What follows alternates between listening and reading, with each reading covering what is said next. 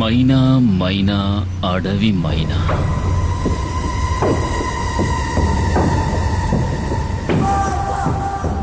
ఎక్కడే నిన్ను చేసుకున్నాడు? నాకు తెలీదు, ఇక్కడ లేడు. అలా చెప్తే ఎలాగే? పెళ్ళానికి తెలియాలి కదా మొగుడు ఎక్కడుండేది. మర్యాదగా చెప్పు, ఎక్కడ వాడు? వేలాయుధంతో జనాన్ని చంపే కుమార్. రేంజర్ సార్, అమ్మాయిని వదిలేండి. మీకేం కావాలని నన్ను అడగండి, చేస్తాను. నాకు కావలసింది ఇది. నువ్వు తారుస్తావా? తప్పుకోరో.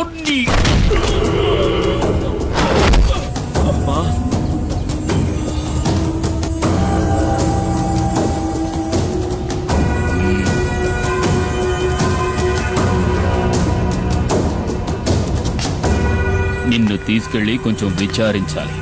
సార్ వద్దు, తప్పు చేస్తున్నారు.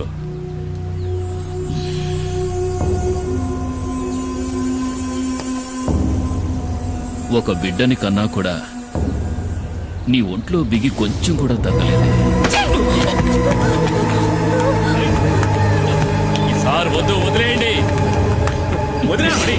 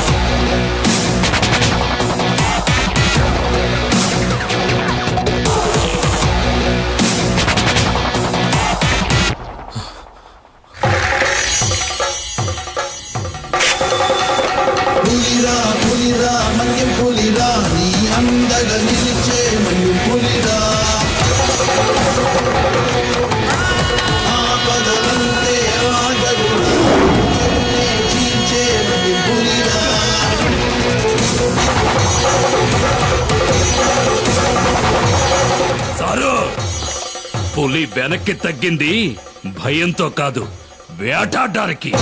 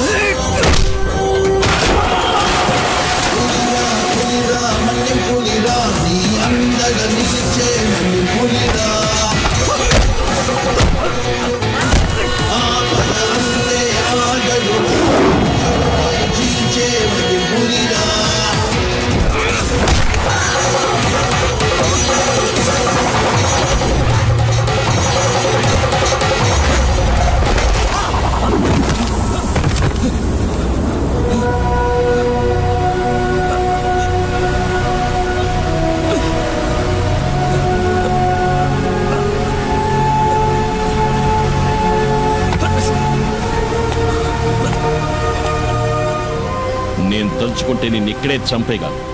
ఈ పులియూరు పరిసర ప్రాంతాల్లో ఇంకొకసారి కాలు పెట్టావో ఆ పెట్టిన కాలుని నరికి పారేస్తాను. పోరా ఇక్కడి నుంచి.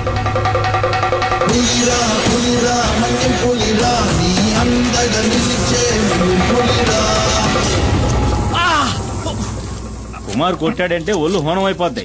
దాన్ని సరిచేయడానికి ఈ పెద్ద ఆయన తప్ప ఇంకెవరూ లేరు. లేచి తిరగడానికి అన్నాడు పడుతుందో.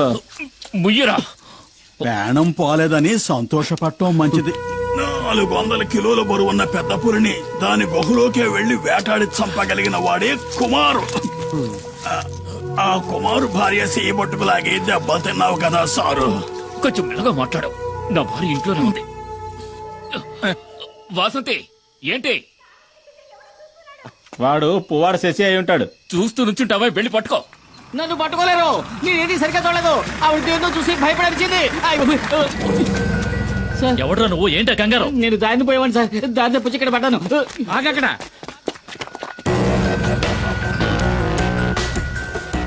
రమణాచారి, ఏసీపీ. ఇన్ఫర్మేషన్ వచ్చింది. రేపు ఉదయం వస్తారనుకున్నారు. నిన్న సాయంత్రమే పులియూరుకు వచ్చాను. అప్పుడే తెలిసింది మీకు యాక్సిడెంట్ అయిందని. చూస్తుంటే ఇది యాక్సిడెంట్లా లేదే రేంజర్. ఏదో పులి దాడి చేసినట్టుంది. దిగులు పడకండి, నాకంతా తెలుసు. నేను పులివేటకే వచ్చాను.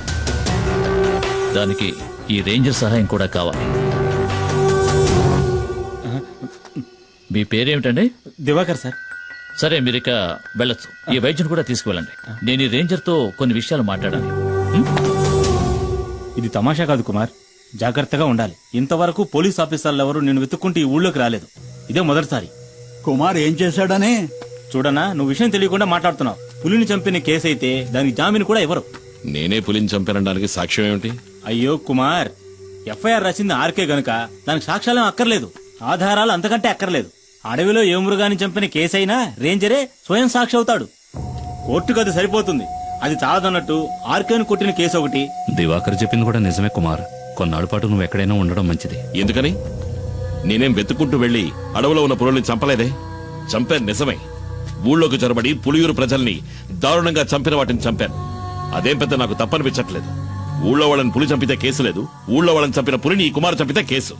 ఈ పని కోసం నన్ను ఉరి తీసినా సరే ఆ రేంజర్ లాంటి ఎదవలకి భయపడి అడవిలోకి వెళ్లి ఎక్కడో తలదాచుకోవాల్సిన అవసరం నాకు లేదు. త్వరగా ఆ మూల పెట్టండి, బయటికి కనిపించకూడదు. రేయ్, ఏంట్రా మీరు చేస్తున్న పని? ఏంటి? అన్నయ్య కూడా ఓ మాట చెప్పకుండా అర్ధరాత్రి సరుకు తీసుకొస్తే మేమేం చేయగలం? ఎక్కడని దాచగలం? రేయ్, మీ అన్న సహాయం చేస్తానని చెప్పాడుగా, మరేంటి? రేయ్, అన్నయ్య సాయం చేస్తానన్న మాట నిజమే. ఇప్పుడు ఆయన ఆ స్థితిలో లేడురా. ఈ పరిస్థితుల్లో అన్నయ్య వదన్ని చిన్నిని వదిలేసి రాలేడురా. అన్నయ్యతో నేను మాట్లాడతాను. ఆయన ఇంకో బండిని మీకు అరేంజ్ చేసిస్తాడు. సరే, అంతవరకు సరుకు ఈ లారీలోనే ఉండని. అదే ఇంకా ఎందుకు ఆలోచిస్తావు? ఇది చేసేది నీకోసం కూడా. ఆ విషయం మర్చిపోకరా. ఏంటి సింహాద్రి? రండి. ఏంటి విషయం చెప్పు. శంకర్ని నిన్న రాత్రి పోలీసులు పట్టుకున్నారు. రామయ్య కుడిబుచ్చం వాడు. గంజాయిన చుట్టూ వాడికొక్కడికే తెలుసు. ఇప్పుడు ఏం చేద్దామంటావా? ఇప్పుడే దాన్ని పులియూరుకు చేర్చాలి. దానికి ఒక్కటే దారింది, కుమార్. అరెస్టోళ్ళు పోలీసులు వెంటనే ఇక్కడికి వస్తారు. వాళ్ళ కళ్ళు గొప్పి లోడు తీసుకెళ్లగలిగిన వాడు ఈ పులియూరులో కుమార్ ఒక్కడే. అదెలా జరుగుతుంది సింహాద్రి? ఈ పరిస్థితిలో కుటుంబాన్ని వదిలి కుమార్ అన్న ఎక్కడికి రాడని మని చెప్పాడుగా. ఆ విషయం నాకు తెలీదు. ఈ సమస్య నుంచి మిమ్మల్ని రక్షించడానికి కుమార్ తప్ప ఇంకెవరూ లేరు. మేమంతా ఎంక్వైరీ చేశామన్నా. ఆ రేంజర్ ఇప్పుడు హాస్పిటల్లో ఉన్నాడు. మీకు వ్యతిరేకంగా హత్యానేరం కింద కేసు రిజిస్టర్ చేశాడు.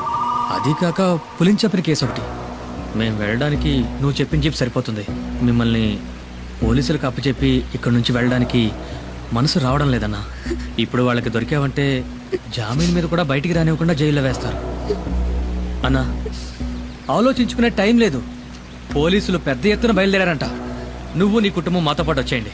ఈ అడవి దాటితే చాలు మనల్ని ఆ తర్వాత పోలీసులు ఏం చేయలేరు. ఇది కన్ఫర్మ్. చూడండి, మిమ్మల్ని పోలీసులు పట్టుకుపోయారంటే మేమేం ఉయ్యోగయ్యో చూసుకుంటాం. కుమార్, ఇక నువ్వేం ఆలోచించొద్దు. ఇక్కడ ఏం జరిగిందని నేను చూసుకుంటాను. నువ్వు మైనాని పాపను తీసుకుని ఇక్కడి నుంచి బయలుదేరు. అన్న, వెంటనే బయలుదేరదాం. పోలీసులు ఎప్పుడైనా ఇక్కడికి రావచ్చు. వస్తారా? రాని. ఒక్క పోలీసు కూడా వంతిని దాటి ఇక్కడ కాలు పెట్టలేడు. కుమార్, నువ్వు వీళ్ళని తీసుకుని అడ్రోడ్ గుండా వెళ్ళిపో. వెళ్ళమంటున్నారుగా, వాళ్ళు వచ్చేస్తారు. వెళ్ళు.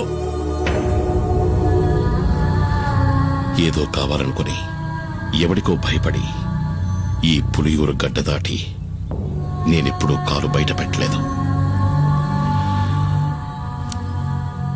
ఇదే సరైన నిర్ణయం అని మీకు అనిపిస్తే నేను వస్తాను.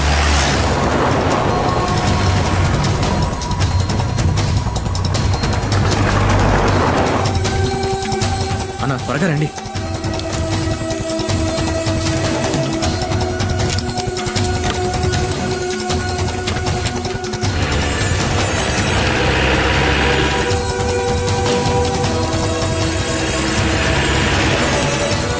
రా, త్వరగా.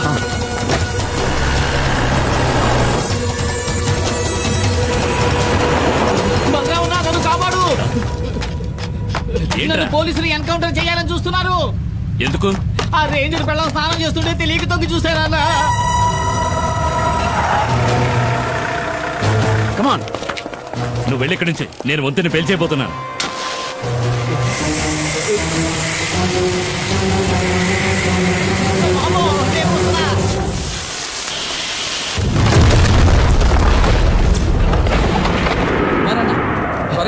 బండి కూడా రెడీగా ఉంచారు.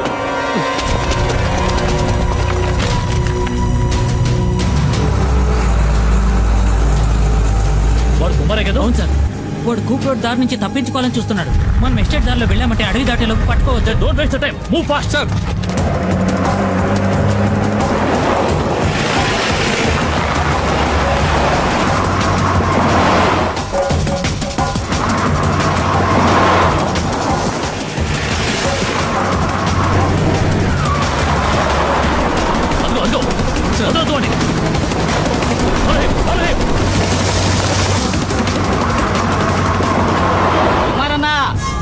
వేగంగా వెళ్ళండి. నేను చెప్పే వరకు బండి ఆపొద్దు.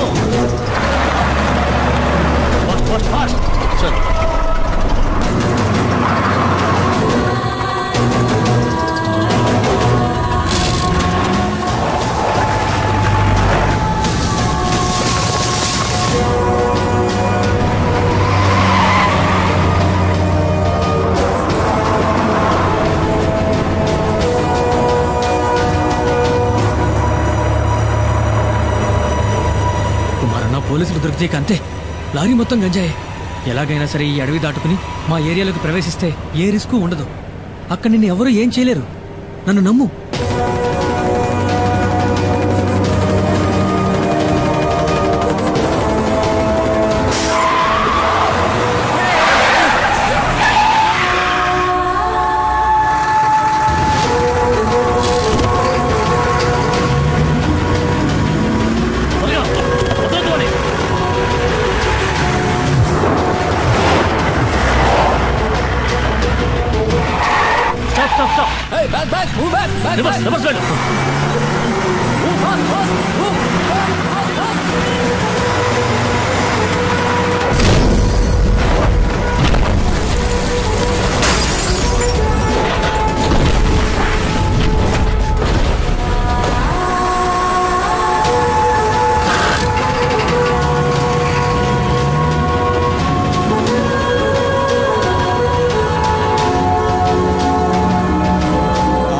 పులియూరు వదిలిపెట్టి వెళ్లిన కుమారు అతని కుటుంబము మంగళాపురం దగ్గర డాడీ గిరిజా సంరక్షణలో ఉన్నారు. ఇక్కడున్న కేసును మాఫీ చేయిస్తానని చెప్పి ఆ డాడీ గిరిజా కుమార్కి మాటిచ్చాడు. బాధపడొద్దు, అతను తప్పకుండా తిరిగి వస్తాడు.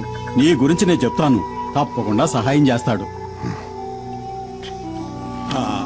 బాబు, అడగటం మరిచాను, ఆ కుమారుతో ఎవరొచ్చారని చెప్పాలి?